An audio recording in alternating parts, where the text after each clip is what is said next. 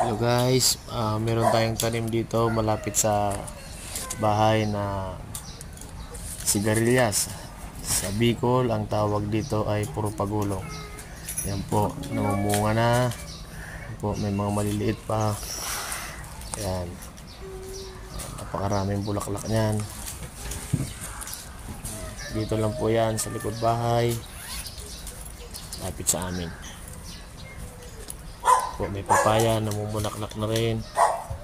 Dito sa baba may dahon, may siling pangsigang. Tanim po ng kapitbahay ko yan, hindi po sa akin. Ere po lang sa akin yung sigarilyas. Ito po, siling labuyo, paborito ng ibon na palago. Yan, yan. Siyang taga-kuha niyan. Wow. Yan po ang aming sigarilyas.